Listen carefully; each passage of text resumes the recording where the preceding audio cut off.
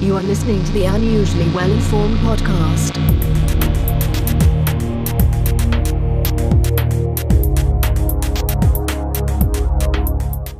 Welcome to the Unusually Well-Informed podcast. I'm your host, Tim Hampton.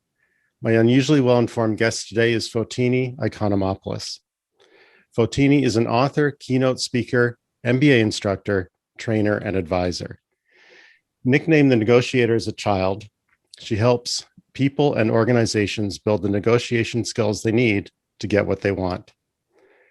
Today, Fotini and I are discussing her book on negotiation titled Say Less, Get More. Fotini, welcome to the show. Thank you for having me. It's my pleasure. So my first question is, why are so few people comfortable negotiating? I would say it's because there's this myth or this connotation associated with the word negotiation that makes us feel like it's going to be this boxing match. You know, people think negotiation, they go, ooh, defensive, combative, competitive. And that's very few of the negotiations that we actually come across. The vast majority of them are actually just two people having a conversation. They're very collaborative. But if that's the mentality that you have when you go in, it really does affect not only your brain, but it affects your entire system. Your adrenaline's pumping, and that can prohibit you from even, stepping up and trying to do it and advocating for yourself. Because that's truly what negotiation is. It is trying to advocate for yourself, making sure your voice is heard and trying to get what you want. I love it. I lived in Singapore briefly when I was a child, and it was very common to negotiate there. You would barter for just about anything. Whereas in Canada, we seem to only be in a negotiation when we buy a house, a car, or get a new job. Mm-hmm. Are we just out of practice? I think part of it is social norms. So we're not used to it, right? We don't automatically go there. Like you mentioned that my dad nicknamed me the negotiator when I was a kid. And it was because I grew up in a big fat Greek household where that was the norm, right? So those were my examples. Those were my role models. So why wouldn't I try to do something since they told me to do it or I watched them do it? And if we don't have that role modeling here in Canada, it's not necessarily something that we think to do. It's not an automatic response. But I think the other thing is most people don't realize that they are indeed negotiating all the time. It's more than just that moment where you're buying your house or your car. It is plenty of moments around you where you're advocating for your quality of life, for your stress levels. Anyone with kids knows that you are actually practicing all the time. Sure. You just may not register that as part of the negotiation process.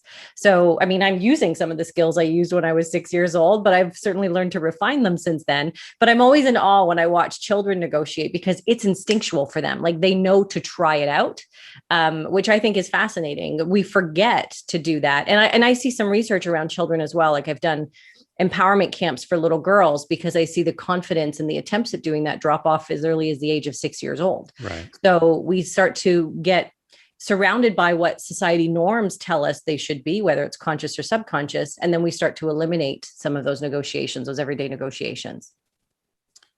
So you sort of talked a little bit about this, but can you talk about why it's important not just to be in the mindset that we negotiate for big things? Like I can sort of imagine a family where everybody's eating pizza, and yet none of them wanted it because they weren't willing to negotiate. What are the kind of small situations that we might find ourselves negotiating? Yeah, at work, they're so frequent that we don't even think about them. So when someone comes up to you and says, hey, can you help me with this other project? Or I'm desperate to get this thing done. And you're looking at a laundry list of to-dos where you're going, if I stay late one more day, my spouse is going to divorce me. But yet you do it anyway because you don't want the other person to think you're awful or rude or selfish or any of those things. That's an opportunity for negotiation. And it doesn't have to be combative. It could be, you know what? I'd love to help you. What else would you recommend taking off my plate to make room for that? Or, hey, if you can help me with this other thing, then I'm happy to help you with this particular project. Now we're finding value for the both of us instead of one of us walking away feeling totally dissatisfied or even more burnt out than before. And I think one of the reasons why burnout is such a hot topic today is because we don't think to use these skills in those moments to prevent that burnout. So there's all of these moments along the way. Time is one of the most precious commodities, and we're not negotiating for it the way we should be. Quality of life in terms of those stress levels, like having flexibility. I see people now, there's headlines every single day saying that people are quitting their jobs because they want to keep working remotely. They're quitting instead of negotiating, instead of having a conversation with somebody. So, I mean, Deloitte, I just saw a headline yesterday saying that they're now going to tell people that you can continue working remotely indefinitely if you want to. That likely was the result of somebody speaking up. So we need to have more of those conversations, and they exist all around us. And of course, with children, like I said, there's plenty of those opportunities, whether it's the pizza or cleaning your room or, taking the dog out for a walk. There's all of those moments that would reduce your stress if you handled them appropriately. So I think this is a little bit off script and a little bit outside the book, but because you raised the question of work from home and the idea that somebody should speak up for themselves, apparently there's like a 3,000 signature petition at Apple where it's collective negotiation. Do you have any thoughts on when it's appropriate to get together with your colleagues and negotiate with the strength of numbers? Yeah, I mean, there's certainly power in numbers, right? So in negotiation, we talk a lot about this buzzword called BATNA. So what's the best alternative to a negotiated agreement?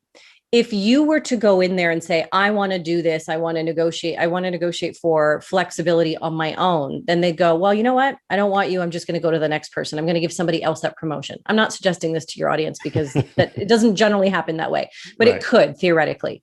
You limit that likelihood of happening by having power in numbers. If you've got everybody else on your side saying the same thing, now all of a sudden they're running out of BATNAs. They're going, okay, I guess I don't have as many easy alternatives. I'm not going to go on a hiring spree right now. It's unlikely to be able to replace talent that quickly, especially in a market like today's. So there is certainly power in numbers. I'd say one of the things that people make in terms of mistakes in negotiation is they go too hard too quickly. So you don't have to go nuclear on the very first go around. You can have a conversation, ask lots of really great questions, do some exploration. If you're not getting anywhere, then you can layer up and add the next level of power. Just because you have power doesn't mean you have to abuse it from the very first second. So I wouldn't say there's a magic number or a magic time or a magic number of proposals that has to happen before you get everybody on board. But knowing that you have everybody on board behind you before you step in there, that's going to be super powerful too. It's going to affect your mindset, the way you come across in your confidence, and also in the way that they respond to you.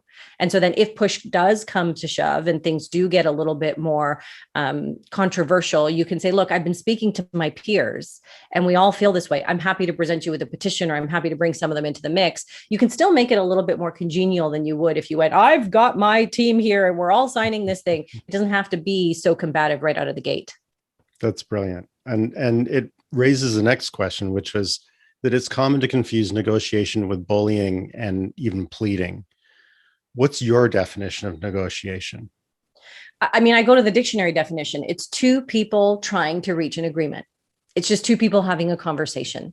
And so if we can find a way to have a conversation, that's great. The definition is not two people beating each other up until they're black and blue. It's not step into the boxing match ready to be on guard. It is about making sure you're measured and making sure that you're considering the other person's perspective. And I talk a lot about how empathy is one of the secret sauces of negotiation, but that's where some people make the mistake of assuming that empathy is agreement.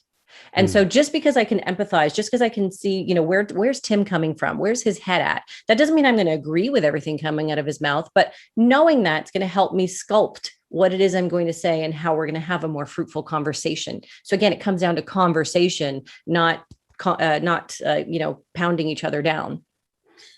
But there is a spectrum that you describe in the book, right? Sometimes you're in negotiation from a position of competition, and sometimes it's about partnership. How can you recognize which situation you're in, and how do you adjust your tactics?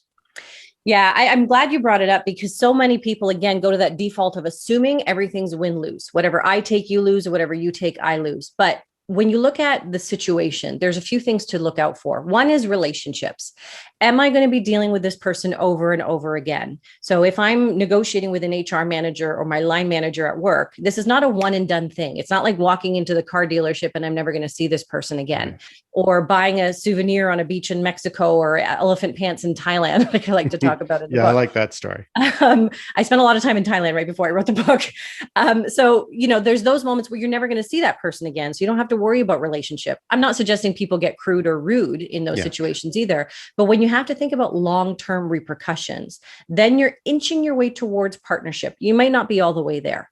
When you can think of things that are more than just price, even at the car dealership. The last time I bought a car, they threw in 4 free oil changes. They handled the paperwork for something. They handled some ministry fee and blah, blah, blah. They did some other things beyond price, which was great. So we managed to find ways to save money in a certain way, but not necessarily off the price tag. So we got a little closer to partnership, or stepped a little bit further away from what I call the more combative zone. And then you think about trust.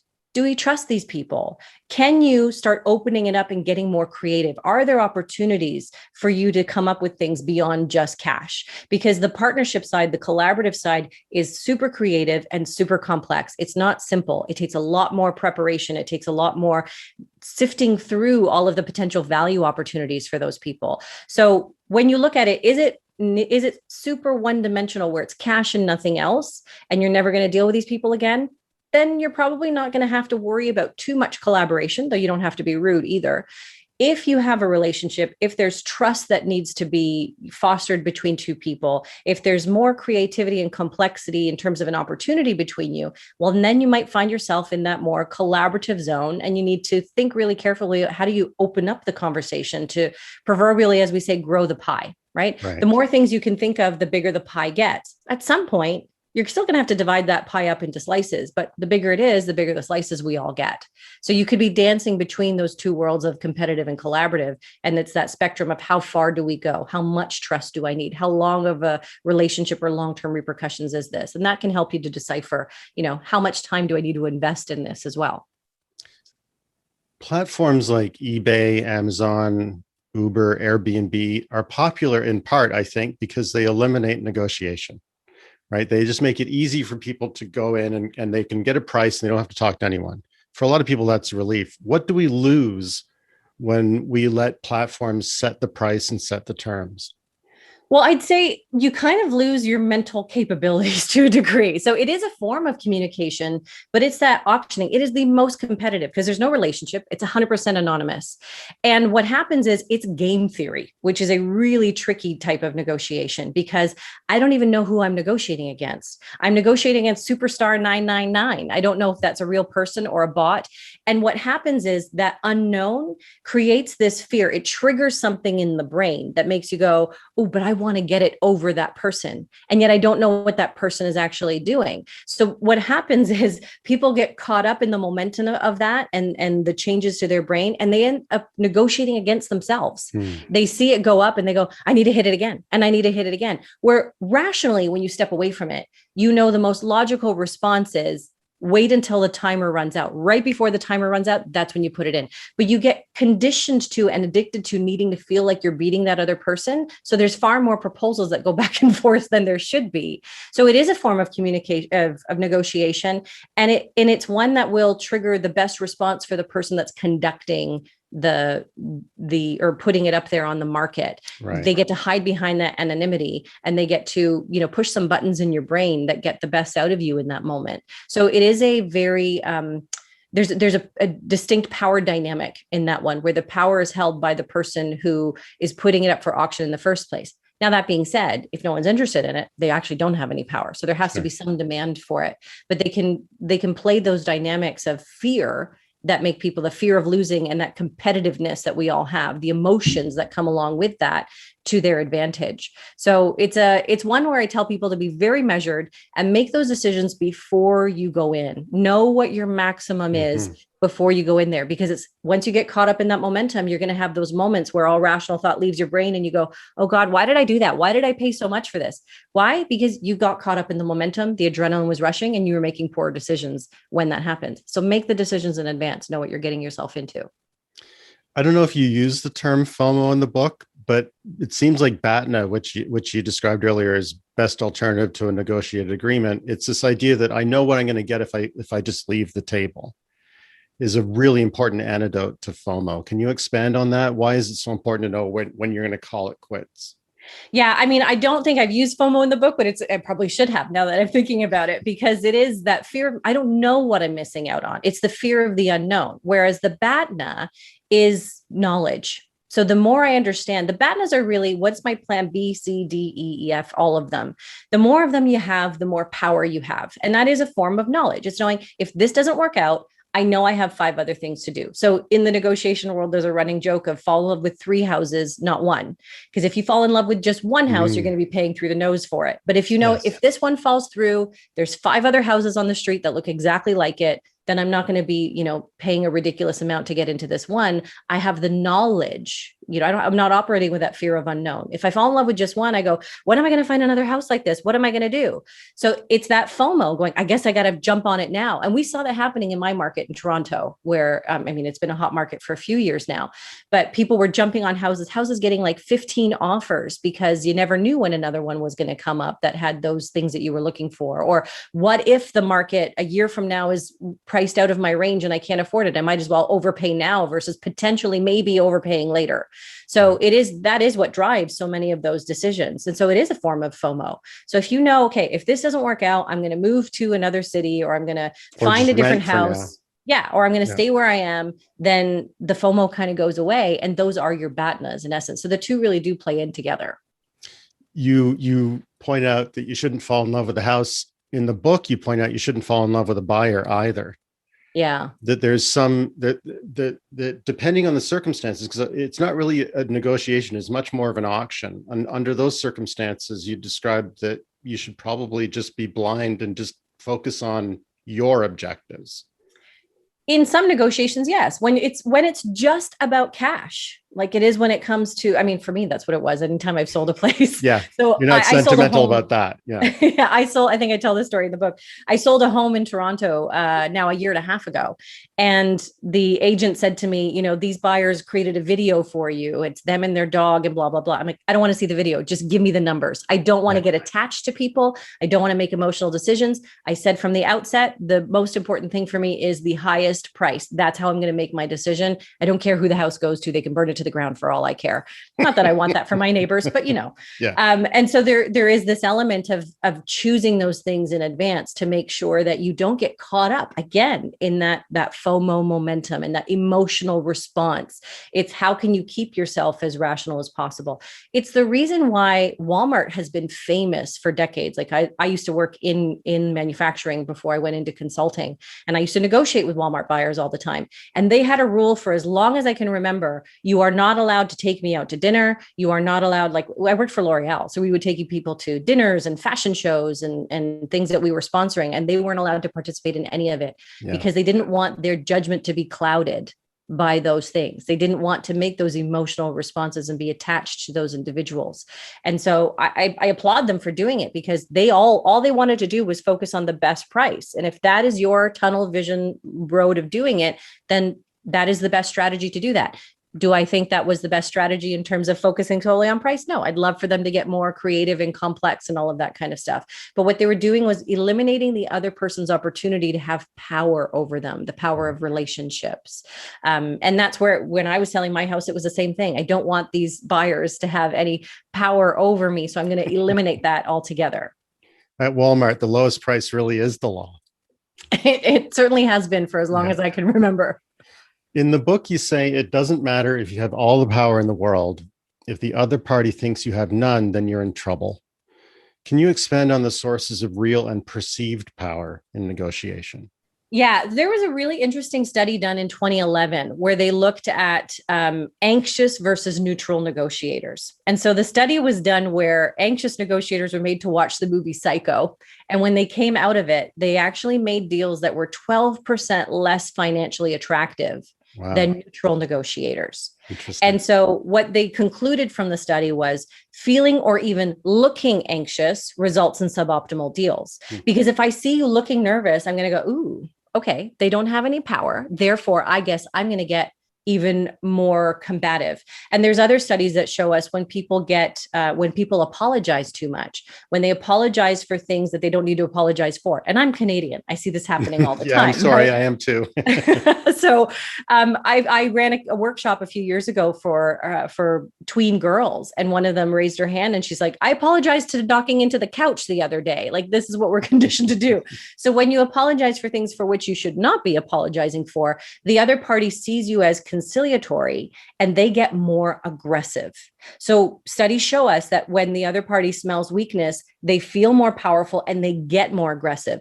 But if you walked in there then feeling and looking confident, going, I know exactly how to handle this situation, they're going to go, oh, there's a worthy adversary. I'm going to dial it back a little bit. So it can have a dramatic impact on how that perception is going to be factored into the other person's behavior, right? It's not good enough to know you've got 500 BATNAs behind you. If they think I'm the only game in town and she's super dependent on me, well, then they're going to be thinking, I guess I'm going to go super aggressive on them right now. And that just sets you up for a much more difficult conversation. Yeah, absolutely. So even if you can't walk away, and I know that really you can always walk away, but if you're still in that zone where it's more appealing than the BATNA, there's still power that you describe in being able to hit the pause button. That's how you describe it. What do you mean by that? And where does that power come from? Yeah, I created these little buttons. I don't know if you can see that. It's literally a pause. That's great. Button Yeah, card. the easy button, but pause. Yeah, when I used to do live events, every single person in the audience would get one. My MBA students used to get them. Workshop people that met me would get them all the time. And it's got my contact information on the back, obviously. But I had MBA students telling me, I've got it around the house all the time. I've got it on my mirror. I've got it on my nightstand. I've got it as my screensaver. And I'm like, what's it doing on your nightstand? And they said, it helps me. It prevents me from getting into arguments with my partner. I was like, okay, that's great. Yeah. Because what happens is we still have this cave person response. So when we're faced with a threat of some kind, it's almost like we go back in time to our cave person ancestors. When they saw a saber-toothed tiger, all rational thought would leave their brain. It would go to their limbs. And that's what it would allow them to run like hell to get away from it. Now, we don't have those same physical threats, but we have intellectual threats. And when somebody is, when we're facing a situation that stresses us out, like any type of negotiation, it's a normal response to have that same physiological response. Your heart might start to beat faster. Your palms might start to get sweaty, and all that rational energy leaves your brain. And that's what leaves you with those moments that make you go, oh God, why did I do that? Right? Same. It's that trigger response that we talked about with the eBay example. And so what I tell people is, if you can find your pause button, just give yourself a moment, take a meditative breath. If you need to do a power pose, another one of my favorite pause moments, give yourself that reframing moment where you can say, I'm excited about this instead of I'm so nervous about this. All of those things can actually change your cognitive abilities. So they can actually change your brain and change outcomes. There was one of my favorite studies that I talk about in the book is a 2013 Harvard study. And they took people and they made them sing in front of a group. So they made them sing Journey's Don't Stop Believin'. I'm not shy around a microphone, but I can understand why other people are. Sure. I think it's like the number one fear, even more than death. But they told them before they did that, they put them into 3 groups and they said to group number 1, I want you to describe yourself as anxious. Number 2 was, I want you to describe yourself as excited. And number 3 was told to say nothing at all. The group that described themselves as excited, according to a computer that measured volume and pitch, outperformed the other 2 groups. And if you're thinking, okay, maybe they had better vocal abilities, they also outperformed them on a math test and a speech test. So they ended up being perceived as more persuasive, more confident, and persistent. So that means they took themselves out of that anxious mindset and put themselves into an excited mindset, and they changed their own cognitive abilities. So if everybody could channel their mental pause button, however they need to do it, whether it's meditation or saying I'm excited or the power pose, then you can actually change your brain. And that for me was eye-opening when I started seeing this. And it really it intrigued me into learning more about psychology and how the brain works and how to factor that into the negotiation process. The challenge, I think, sometimes with pausing is you don't want to just sit there and mute, right? Yeah. But I think that how do you feel about this? It's not just in person. Sometimes it's through email or you get a phone call. And I think a useful approach is just to say, that's really interesting. Let me think about that. Yeah. It's kind of unassailable, right? You can't really say, no, don't think about it. I mean, you get people who try to put time pressure, and I'd like to talk about that. But in the absence of time pressure, you can just back off and actually think things through. Yeah. And I love how you described it, because what you're doing in that moment, saying, let me think about it, is you're owning the pause. You're owning the present. And that is powerful in itself. So, most people assume, well, if I'm not saying anything, they're going to think I'm stupid. But if you can own that moment when you're live, if you can have it with a look of, pensiveness on your face and that posture that says, I need a moment. I'm taking up my physical space versus if you're doing this, leaning over your computer, your shoulders hunched and all of that kind of stuff, that could send a very different message. But when you own that moment of pause, and if you have to actually verbally frame it, so be it. On email, it could be, I need a few minutes to think about this. I need to confer with my accountant or whatever it is. On the phone, it could be, that's interesting. Give me a second. I'm just taking some notes. And then they're going to go, ooh, they're thinking about it. Okay, I'm on the edge of my seat now, waiting to hear what's going to come out of Tim's mouth next. Right. Those are those moments where you can own it and just give yourself a moment to calm down and recollect your brain for a few seconds. So I'm rethinking my questions order here, but there are two ways that our counterparties can use time to their advantage. One is to say, you got to act now. It's a limited time offer. The other is to drag things out until you get into this sunk cost fallacy where oh my God, I've been negotiating with this guy for a week. I got to get something done. Yeah. Can you talk about those two things and how you counteract them? So I hear that the time pressure deadline thing happen all the time. It's a very common tactic, no matter what industry I'm in, even in personal lives, even when you think about real estate, for example, someone will put an offer on the house and say this expires at 5 p.m. Those are tactics to try and, again, put pressure on the other person, make that rational thought go out of their brains and have them do things at your will. And what you can do in those moments when that deadline is coming is to go, that's interesting. I'm on a deadline. You have 5 minutes of my attention. I remember working in manufacturing, and when a large global retailer would say to me, the deadline is 5 p.m. Friday, I would laugh a bit. I'm like, what are they going to do with it on the weekend? Pretty much nothing. And I would respond saying, thanks so much for your input. I'll get back to you as soon as I have all the information I need. I'll likely be able to check in with you next week. Just because they said they have a deadline doesn't mean that's my deadline. Walmart was always famous for the sundown rule. I think people forget what the origin of that was. The origin was when Sam Walton came up with the sundown rule, it was a courtesy thing for your peers. It was get back to them by sundown. But I've heard buyers in the past say, we have that sundown rule. I said, yeah, that's your rule. And I'm going to do my best to get back to you in a timely manner. And when I have all the information I need, I will absolutely get back to you. So again, better to get you the right answer. Yeah, it's owning that time instead of allowing them to drag you into their timeline. And if you can reframe that, if you know you have to get something done by 5 o'clock on Friday, you need to get it to the printers or whatever it is, instead of saying, can you do it for me? I really need this done by 5 o'clock. It's going, look, you have until 5 o'clock to make sure that these printers get your advertising or whatever it is in there. How can you use that time to your advantage instead of feeling taken advantage of in that moment? That's what's going to be really important for those moments. So I'd say when it comes to timing, it's making sure that you are not being a victim of it, that you are in control of it. And I know that might sound really perplexing and abstract for some folks, but even when it comes to the other piece that you mentioned in your question, it's some people like to drag it out. So it's like, well, I've invested this much time. Why wouldn't I? We need to have those pause moments along the way to go, does this even make sense anymore for me? Right. Am I doing this because I'm emotionally attached to it or because I just need to have some satisfaction? Can I get satisfaction elsewhere? If you can schedule in those moments of pause, then that's really compelling as well. I get brought in to actually consult with large organizations. Fortune 50 companies will bring me in for their high stakes negotiation. And one of the first things we do is we plot out a timeline. And because, I've been brought in 18 months before negotiation is going to take place. And I go, what events are going to happen between now and that 18 months? Where are there natural pauses? Where are there moments where the time is going to be on your side and time is going to be against you? How do we turn those things around? You don't want to be negotiating, for example, when you're in the middle of your national sales meeting or when the entire team is on vacation in the summer. That's going to be a nightmare for you. So how do you move things up or own the timeline and schedule things in advance so that they're not able to take control and drag things out? I even had one client once tell me, he goes, we always want to be the middle finger. He said, you never want to be the first one out of the gate because you're probably giving too much. You never want to be the last one negotiating in this when they're negotiating with a whole bunch of vendors because they're probably going to be scraping everything they can out of you if they have more budget that they need to get out of you. But if you're in the middle, you're sort of in the sweet spot. So I always want to give them a middle finger. So I thought that was an interesting way of looking at it, but it made sense to me in terms of that timeline scenario. So you're under the least pressure if you're in the middle of the group. That is funny. So you've mentioned this a couple of times already, and it's certainly woven into the book in several places. It's the importance of knowing what you really want.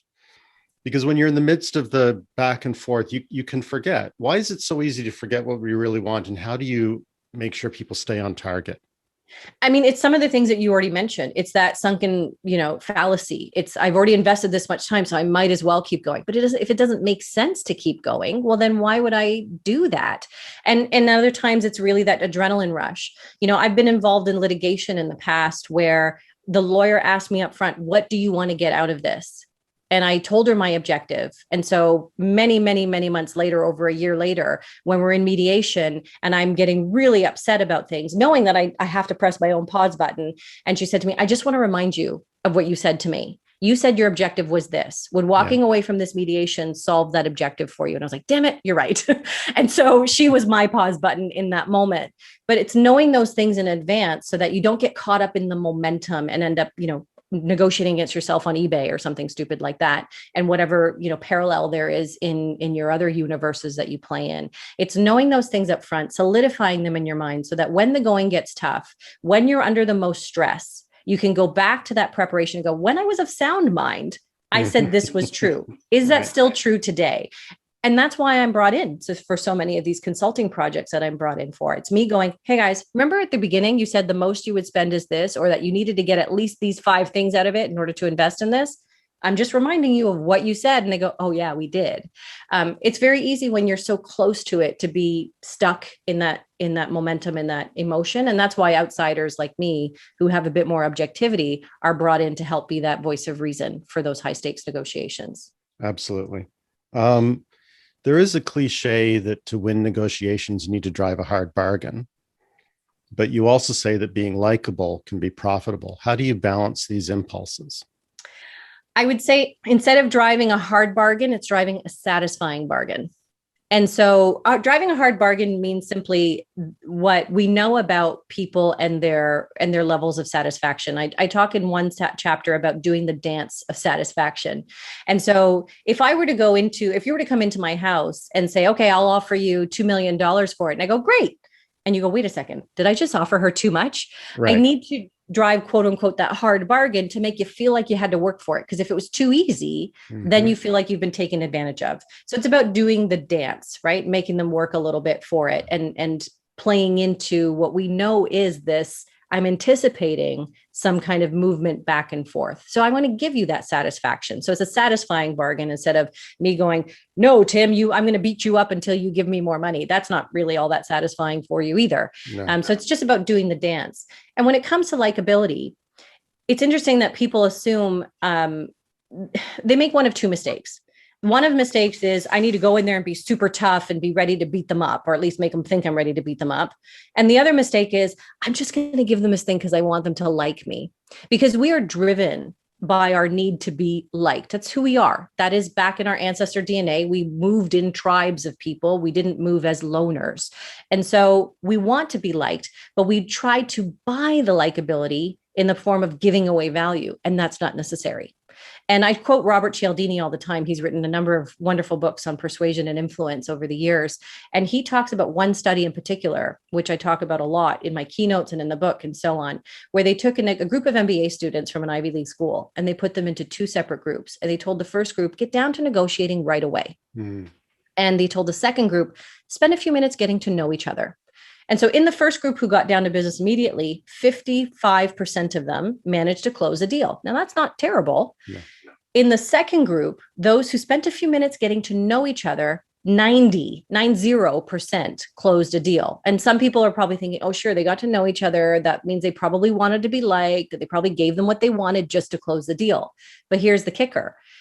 They closed more deals and they closed better deals. They closed deals that were on average 12% greater in value.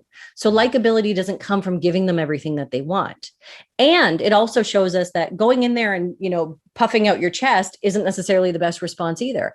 But spending a few minutes at the very beginning, breaking the ice, getting to know each other, that likability can actually serve you so well when it comes to the negotiation process. It can create trust. It can create that complexity and creativity that we need in order to move from that very narrow focus in the competitive zone to a more collaborative one.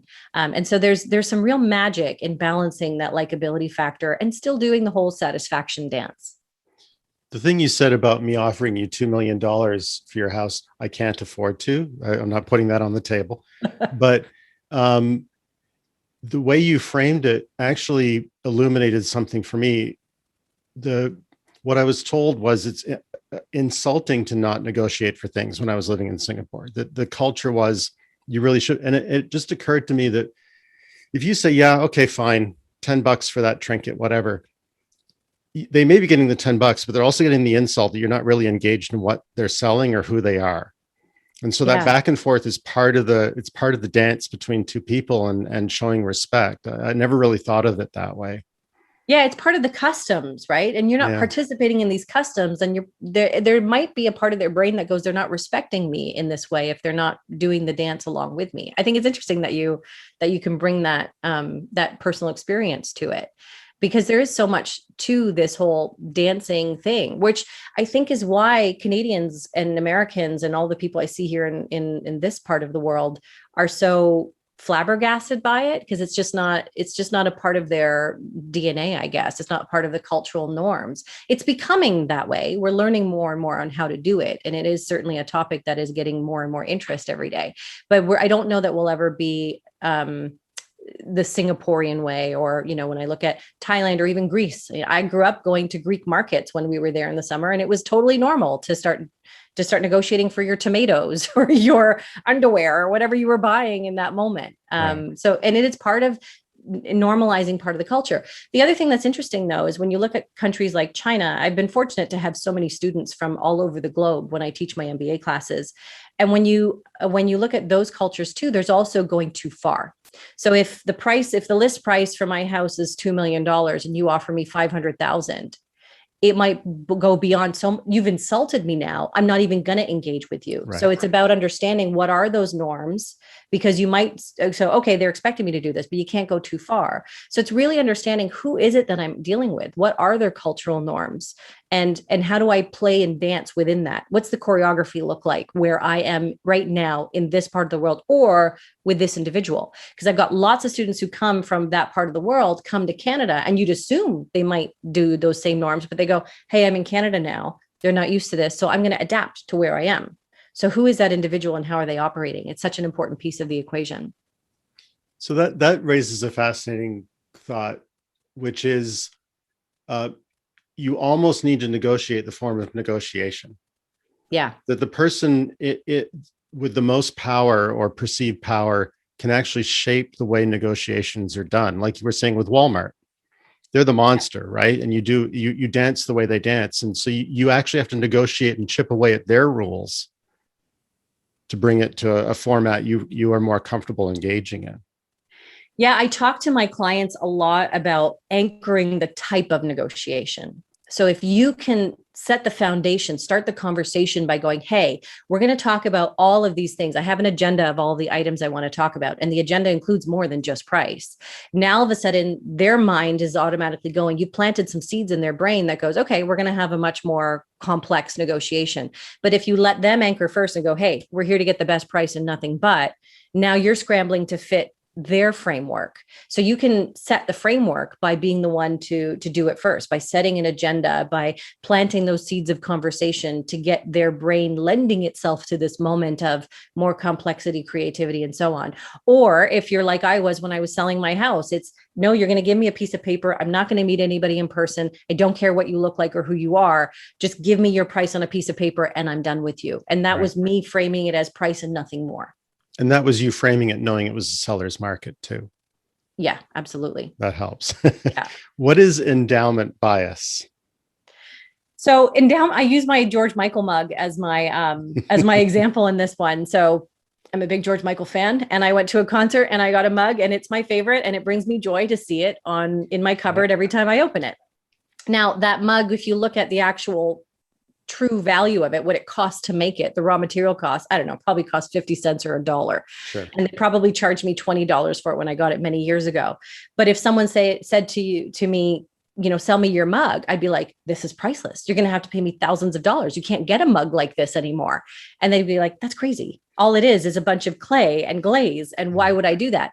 But because I own it, because I have emotional attachment to it, now all of a sudden I see the value is so much more. Now, if someone else were to try and sell me their, Blink 182 mug, I'd be going, I'll give you $1 for it. They're going, what are you doing? They're feeling insulted.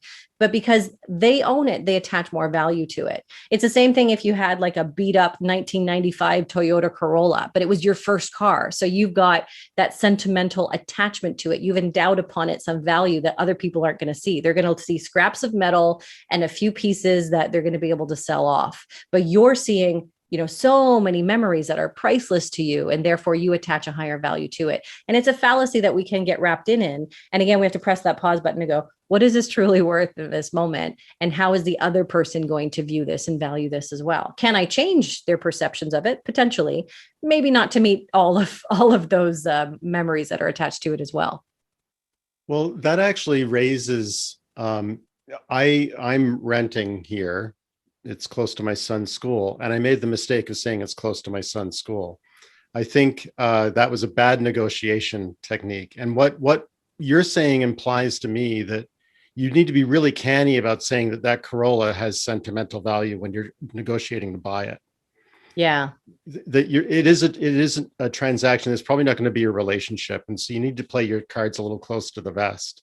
Exactly. Absolutely. So, I talk in the book about information as power. And I think everybody can agree with that. It's a common norm in our society. So when you're in this competitive zone where there's no real relationship, there's no real trust, and you're talking about money, no one's really going to tell you, here's how much money I actually have in my pocket. Feel free to take advantage of me. That's not how the world works. So when we're talking about that more competitive win-lose zone, you keep that information close to your chest. When you're moving into the more collaborative space, you're going to have to open up a little bit and share some information so we know what ingredients would go in the pie, what would be palatable to you. But again, when you go back to that, hey, I need to get the best price for this house. I'm not going to be negotiating anything outside of price with these folks. Maybe I will. Maybe I can find ways to get them to manage the landscaping or do some other things. And now all of a sudden you're moving a little less into that, out of that competitive and into the more collaborative space. But the second they have information about you and they know how attached you are to this, now all of a sudden they can use that to their advantage. They're going to sit back and go, well, I know he needs to be near his son's school, and we're the only one that's available for rent near that school. So pretty much, yeah. If I just wait it out, I'll get the most I possibly can out of this person. So those are where we want to be able to think about it in advance and go, what information do I hold back? And what information would be appropriate to share?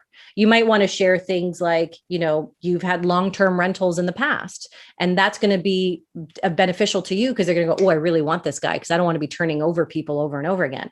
Right. But the other piece of information where you go, I desperately need to be close to my son's school. Well, that's the information you're going to hold close to your chest. So it really does take that pausing in advance to think about what information should I be sharing right now? What would be helpful and what would be harmful in this moment? So, dear listener, buy this book. It'll save you thousands of dollars. I should have said less. Let's revisit bracketing. It's that whole, are you here to lease or buy? Do you want cauliflower or broccoli? I can give you anywhere from $5,000 to $6,000 for your car, depending on the condition it's in. How do you use bracketing, and how can you respond when you're presented with an offer in this way? Yeah. So I talk a lot about using ranges in negotiation, and typically I don't advocate for using ranges, because if you're saying it's somewhere around $5,000 to $10,000, where $2,000 is around $5,000 and $12,000 is around $10,000, so that can really give the other person, it's almost like a red flag to go, these people are movable. So I'm going to have lots of room to do plenty of dancing here. So that could signal a loss in credibility for you. However, I'd say the one exception to that is when I'm talking specifically about salary negotiations. Mm-hmm. And in that particular scenario, as much as we'd like to assume it's going to be competitive because it's so much about cash, it really is more in the middle of the spectrum, unless you're 100% commission. That's a different story. But if you are somebody who's thinking about flexibility at work and, long-term, not having to leave and find another job tomorrow, long-term relationships, if you're thinking about bonuses, if you're thinking about benefits, if you're thinking about all of these other things that could help you grow the pie, well, now all of a sudden you need to think about trust and long-term relationships. And this is where ranges can actually help you to appear more cooperative. But even then, I encourage people to be strategic about it. So if you are going in for a job offer negotiation and you want to get 100,000 out of it, the range you should be selecting is somewhere around, I'm going to guess, 98,000 to 112. And that now is a range where you can say, look, based on the market conditions, based on my experience, based on competitive offers, based on the size of the business, here's what I would expect somebody in my field with my experience level to receive in this job. Now they're going to go, oh, 112, that seems like too much. I don't know if we can afford that, but we could probably squeeze in something at that $100,000 mark. And so you now got what you wanted, making it look like you were doing the dance to come down from that 112. If you had started at 90 to 100, trying to get that 100, they're going to go, okay, well, she told me that 90 is acceptable. So why the hell would I pay her 100? So it's about being strategic, but using it to say, I'm going to try and be as flexible as possible with you. Obviously, I'd like to be at the high end of this range. I think I deserve the high end of that range, but I want to try and find a way to work with you. How close can you get to these figures? Now, all of a sudden, that range is, okay, they're trying to work with me. They're not being demanding and combative and banging their fists on the table. So I'm going to do what I can to work with them as well. And even companies will also offer up ranges. They know that there's a range because some people are going to come with more experience or less. There's room for growth. If you're brand spanking new to this role, you're going to be at the bottom end of the range. You're going to earn your potential and finally get there. But if you're coming in to negotiate with them, you want to make sure that you're not being treated like the rookie at the bottom end of that range, right, if you deserve to be there in the first place. So it's about thinking strategically about ranges. When I had somebody come into my home and tell me that I think your renovations are going to cost anywhere from 50,000 to 70,000, I'm going, do you even know what you're doing? Because I don't see you as credible if you can't narrow that down. And I'm going to ask loads of questions to make sure that I can start to narrow down, where is this going to go? Because if they're telling me 50 to 70, who knows? Tomorrow when they get started, they might go, oh yeah, you know what? I didn't really do all my homework. Here's another $10,000 in costs. Here's another 15 grand in costs. That creates trust problems for me. So if you're coming at me with a range like that shows that you haven't really done your homework, then I'm going to be really skeptical. And I'm going to try and push you to that 50,000 versus accepting that 70 that you mentioned to me. If, however, you're presenting it in that salary negotiation scenario, then I see you as trying to be flexible. And because I always tell people to come prepared with credibility and objective information, it's paired with the appropriate information to go, here's a narrow range, and here's where I'm able to play with you to give you some satisfaction. So forgive me for harping on this, but I did promise the audience that we would talk about salary negotiation. And I think that everything you said makes sense, but it doesn't take necessarily the nervousness out of that conversation. So let's role play, if you will permit me. And you have just applied for a job, and the scenario you laid out, it's roughly $100,000 job, given my experience, given the responsibility, given the size of the company. That's so Fotini, what are your salary expectations? So based on my experience level and what I'm seeing out in the market for comparable companies and other competitive offers, here's what I would expect for a role like this. I would expect 100 to 110,000. Now, granted, I don't know the size of your company and what that looks like or what your capabilities are, but I'm curious to know, how close can you get to those figures? Brilliant. Okay. I love it. Is there an opportunity to say something along the lines, well, let's talk about the value that the position can provide this company, and sort of construct it from what they get as opposed to what you want? Absolutely. And I would hope that would happen even before you start putting numbers on the table. So I tell people, any information you feel that they need to know to make a decision about your proposal, put it out there first. Because if you're putting out numbers first, and then you're coming up with all of these reasons afterwards, it feels like you're trying to dig yourself out of a hole. It feels much more desperate. The order is really important. Right. And I actually lean on, and I think I mentioned it in the book as well, I lean on Simon Sinek's Golden Circle. And he talks about starting with why. He had a huge viral TED Talk that spurred a book as well called Start With Why. And when he thinks about that golden circle, the what is the outer ring. And that is the proposal in our case, and the negotiation. The how is the process, the middle ring. And then that center bullseye is the why, or the motivation. Now, typically he tells us, which I've found to be true, that we instinctively start with the outside what, and then we follow up with the how and the why. We may have a really great why, but the reality is they probably tuned us out before we even had a chance to get there, because all they heard was like, what? You want how much from me? But if you can start with the why, and you can go, hey, based on my experience, I know what I can bring into the business is exponential growth in a very short amount of time. So what can you think about what motivation would serve them? What would benefit that individual? And if you can come up with that, you're going to get their head nodding going, okay, I want to know more about this person. So by the time you get to the what to that proposal, then they're going to be going, oh, that might be a little bit too much for me, but let me see what I can do to get as close as I can to that versus you starting out with something they think is exorbitant and they go, that's just ridiculous. They've tuned you out, even though they might be polite enough to like smile and nod at you. They're probably not absorbing what's coming out of your mouth. So that order is going to be really important to make sure, like you said, to think about what is the benefit for them. And I think it's the reason why we also instruct women specifically in salary negotiations, because women are treated differently and minorities are treated differently.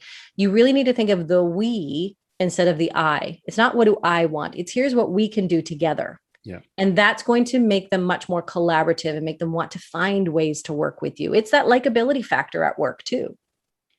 So what I liked about it, and I'm not being dismissive, but let me finish the thought. Okay. That you didn't just put the number out, you embroidered it. You if I just said to you 110, it's almost, it really feels combative. It's like, that's my number, what's yours? You put something around it to sort of, and I don't know if you've ever heard of this, but there was a study done where you'd have somebody interrupt to say, can I use the photocopier? Yeah, I have seen this one. Right. I love it. And the idea is that if you just say, it's because I need to make a photocopy, which is ridiculous. Of course you need to make a photocopy. Why else would you button line? But if you have a because, people are like, oh, all right. So it does help a little bit to actually put something around it, some justification to say, I've looked into the market. I think that really helps avoid, because that's, I think the scary part is just putting a number out. Yeah. Oh boy, now we're just going to lob back and forth. And I feel like with these salary negotiations specifically, when you're using that objective information, and I say objective, it can't be opinion. It's like, I think I deserve this much. I don't care what you think, because I have my own opinions about that. Now we're getting into an argument. But if you say, here's some objective information, now you are not coming across as irrational. They're going, oh, well, that's objective. If I'm not okay with that objective information, then I'm the one that's going to look irrational. So I'm feeling societal pressure to now be just as rational as this other person. And for you, it's taking away that fear of the unknown. Information is power. So go armed there with lots of information. Do your homework. Find out what PayScale and Glassdoor and industry folks and peers and things like that are talking about, so that you can go in there knowing you're not being a crazy person by asking for too much. That will help to calm your nerves. But it'll also make sure that when you can come with that objective information, you're eliminating the possibilities that they're going to think you're crazy. You're eliminating some of that fear of the unknown reactions. I don't know how they're going to react to me. I actually do know how they're going to react to me, because I'm coming in presenting myself as rational. So why would they do anything but something rational in return? And if they're responding really poorly to something that is super credible, then they're probably not the place where you want to be, because that's a red flag for all sorts of other problems. Absolutely. And it raises the question for me, why do so many jobs get posted without a pay range? I mean, they're almost inviting people to come in with unmatched expectations. What's the gambit? And that is starting to change, which I'm thrilled about, because companies are realizing if you want to keep people here for the long haul, transparency is critical. Salesforce was a pioneer in this by going, we're going to go through every single person's pay and make sure that there are no gender pay gaps in our world. And banks, and I know in banks in Canada, when my MBA students are applying for roles all the time, they're very transparent. Here are the bands in our organization. And you expect there to be bands, because again, you're going to get more experience. You're going to be more valuable to them in that role. So when you have more transparency, it's a good sign of a cultural norm that is going to serve you well while you're there. But if they're putting the job description out there without some kind of price tag attached to it, I am a little bit skeptical. And I caution people to ask loads of questions and make sure they come anchored with all of that information to set the tone, as opposed to allowing these people to anchor something that's really low and get you off of your game and go, whoa, I wasn't expecting that. What do I do now? Now, all of a sudden my wheels are turning and rational thought has disappeared. So come in armed with all the information. If they're not giving it to you, then make sure you're the one giving it to them. My favorite say less, get more illustration in your book takes place on a plane. Can you share the aisle seat story? Oh yeah, this one came from a friend. She had gotten off a plane and she's like, Fotini, I have to tell you this story. It was hilarious to me. I could see you playing out in this the whole way. It was as if you were a person in this, a bug in this person's ear. So there was, I mean, I know everybody who has flown recently knows it is difficult they charge you for everything, right? So you don't know who you're going to be sitting next to, even if you're booking your seats together, because that's an excuse for us to charge you more to have you sit together. So there was a couple who was separated by a person in the middle seat. And you would assume that the middle seat is the worst seat in the world because you don't have the luxury of the aisle and you don't have the luxury of the window. So you would assume that this person in the middle seat has no power. This couple, however, wanted to sit together, of course. And so they asked this person, hey, would you mind? I can't remember now if it was the window or the aisle. I think they were trying to put her on the aisle. Yeah. So she was like, they said, would you mind switching and taking the aisle seat so we can sit together? She's like, I'm happy to switch if you give me the window. And they said, well, we want to sit together and give up the aisle seat. Yeah. And I would be happy to switch with you if you give me the window. So now all of a sudden they're like, she knows, just like you said with the house, I need to be close to the school. She knows you want to be next to each other. So why would I settle for the aisle seat if all I want is the window seat? She was using that information as power. And my friend who was there observing it was like, she was never rude. She was just very matter of fact. Yeah, if you want to sit together, I'm happy to take the window seat. And she got her way because they had no other choice. It was which ones they had to prioritize, which is more important, hanging onto the window or sitting together. And she put them in that position by saying, here's my proposal. If you can do this, then I will do that. That's brilliant. I'm team aisle seat. I'll take the aisle seat if that ever comes up. But I shouldn't say that out loud. Now I've just given away my power. Well, we'll travel well together because I'm window all the way. I don't like people having to climb over me to get out. So for every proverb, there's an equal and opposite proverb. So one who hesitates is lost, but good things come to he who waits. Mm-hmm. Who has more power in a negotiation, the one who calls or the one who answers? Ooh. If I went through all of the negotiation theory that I've read and the academic stuff, I would think actually it could be both. I would think it's the one who calls because they can anchor. But at the same time, I run case studies for my clients all the time and they interpret it in a very different way. So for example, somebody is selling a garden gnome and they call up and they go, hey, I'm interested in your garden gnome. And you could be perceiving that as, ooh, you're interested. Therefore, I can get as much money as I want out of you. But the other could be true. I'm interested in your garden gnome and I'm willing to pay some small amount. Well, now I've anchored at this small end of the range and now you don't feel as though you can drag me away from that anchor quite so easily. So I feel like it can be played both ways in some senses. If you knocked on my door and said, I really want to buy your house and I didn't have it for sale, then I would think you're pretty desperate to get your hands on my house. But if I have a sign out there, which is basically calling and saying, hey, everybody who wants to come see my house, you might be thinking, okay, she must be desperate to sell. So I could really interpret it both ways. That's a tough one. Well, it is a tough one. I don't know if you watch tennis or play tennis, but there's a slight statistical advantage to serving. So if you lose when you're serving, you're starting to lose the game. Do you think in your heart of hearts, do you think there's an advantage to serving or receiving? When you kick off that negotiation, it seems like equal skill. Yeah. You're on either side of the net. I love control. So I feel like for me, it would be the serving bit, knowing that I can direct the ball where I want it to go and make the other person run. And again, when it comes to the negotiation theory that I lean on the most, it is really anchoring. It is setting the tone. So if I'm making the call, I could look desperate or I could take control of it and go, hey, I'm interested in this. I do have a limited budget, but I'm interested to hear what you have to say about your willingness to sell. So I feel like there's ways for me to frame it. If I have control of that moment first versus being reactive, I'm not telling people that you can never have control if you're the second one to go, because I teach people ways to overcome that moment.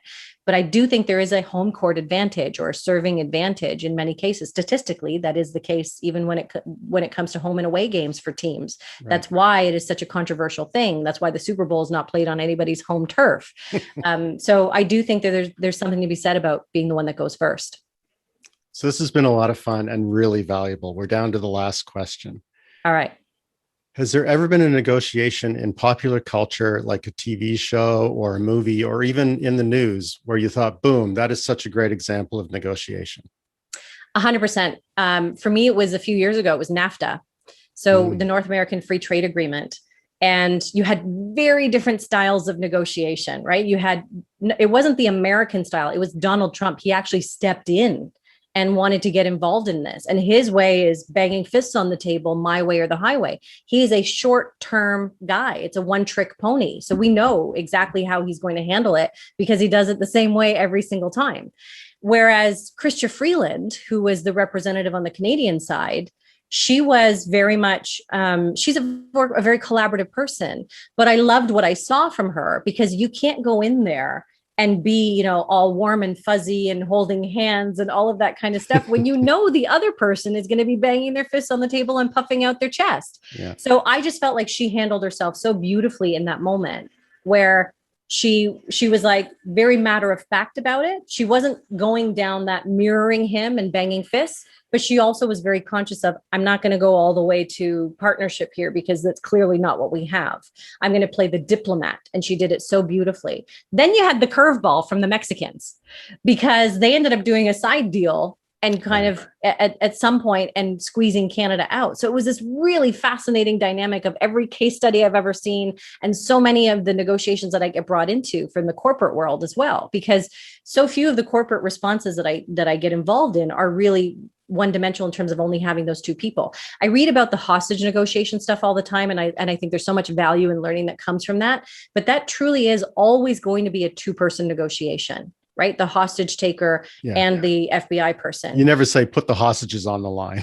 Right. We'll you never say, I'm going to them. These hostages for different hostages. Like that just doesn't happen. Whereas if I'm brought into a Walmart negotiation, Walmart could be saying to the large company, I'm going to negotiate with you, but if I don't like what you're doing, I'm going to go negotiate with somebody else. Yeah. So now it's all of a sudden it's this Mexico, Canada, United States thing that I thought was playing out every single parallel I've seen in so many ways, which I thought was really cool. So yeah, I loved watching that one. I wrote a case study on it. I just think it was just handled really, really well. Is there room for improvement? Always, but I felt like when you throw in a character like Donald Trump into the mix, it could have gone sideways in many different ways. But I think everybody maintained their composure quite well in that one. That is fascinating. Thank you so much, Fotini. It's been a real pleasure to have you on the show. It's been a joy to talk to you as well. Thank you for the great questions. My guest today was Fotini Iconomopoulos. Fotini's LinkedIn profile and information on where to get her book titled Say Less, Get More will be in the show notes. My name is Tim Hampton, and you can reach me at tim@unusuallywellinformed.com. Thanks for listening. I hope you'll subscribe and join me for the next show with another unusually well-informed leader in business and technology. Thank you for listening to the Unusually Well-Informed podcast.